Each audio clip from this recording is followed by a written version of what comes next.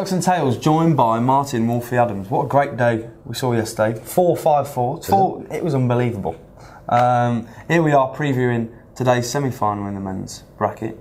And it's going to be quite a good lineup, isn't it? I think it is, yeah. I think it's a great lineup. I mean, your first one up there, Glenn Darrett and Scotty Waits.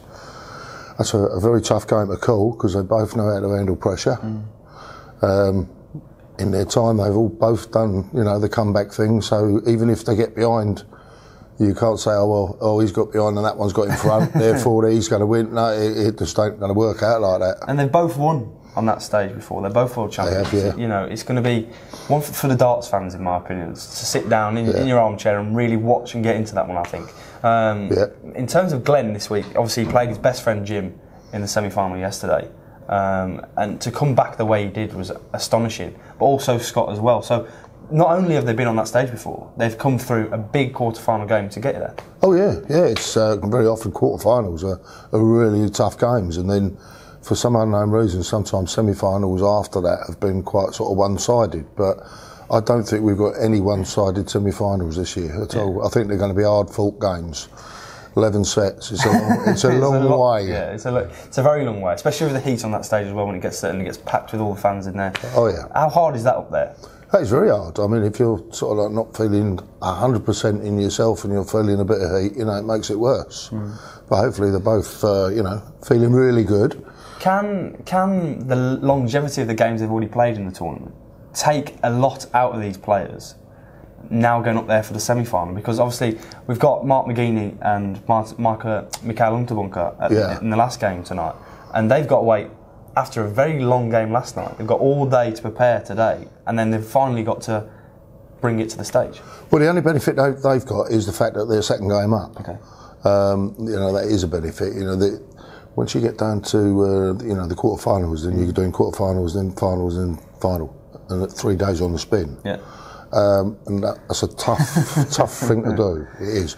And going back to how do you feel after you've played a long semi-final match or a long you can feel quite drained. Yeah. I had it when I played Glenn semi-final and then played Scotty in the final. Yeah. I did feel quite drained in that final, to be honest. But you have to make the best of it, and you play your darts. But no, you do feel drained after it. That's for sure. Yeah, it's interesting. Let's have a few words for young Mick from Germany. I mean, he's come here, he's still a debutant. He'd never played on this Lakeside stage before this week. And he's very much... it's hard to comprehend. He goes up there, throws his darts, no celebration, no big, here I am, bang, bang, bang, and that's it. Well, he's a bit like a robot, isn't he? He just gives me the impression that when he's on that stage, inside here is just the round thing with the numbers on the dartboard, and I'm just going to hit it. And he thinks about nothing else. And he just doesn't seem to be any emotional, and he pulls a few faces, but he doesn't seem to be thinking about anything else apart from throwing the darts, which is a good thing. Yeah. It's not a bad thing, and it's done him well. Yeah. It's interesting to see how a guy who qualified in Bridlington can have so much. I don't even know whether it's confidence. It's like you say, it's just like all he's got in his brain is that dartboard, and he plays his own game. Yeah. He doesn't ooze confidence in the room. He's not one of these personas that he's here. He's just very much, I'm just going to go up there, play my game and see what I can do. Yeah, I mean, sometimes in the practice room he's a little bit like a rabbit in the headlights. He don't know which way to go. Shall I go over there? Shall I go over there? But once he gets on that stage, he just plays darts, and he plays it very, very well. Yeah. I mean, McGeaney's got his work cut out, that's for sure. Mark played really well last night to come back from 4-1 down against Wayne Warren, who is an unbelievable player. Another guy's had a great week here. Yeah. Mark obviously beat yourself in the first round. How much do you know of Mark, and how is he going to prepare for this game now? That I don't know, because I mean, I've got to be honest, that's only the third time I've ever played Mark, and he's 2-1 up now. But Mark will just be Mark. He gets up, has his breakfast, and he'll probably be having a lie down in the room at the moment.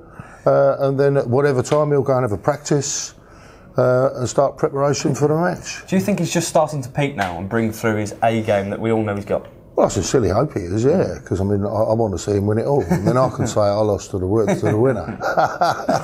But he just does his own thing. Yeah.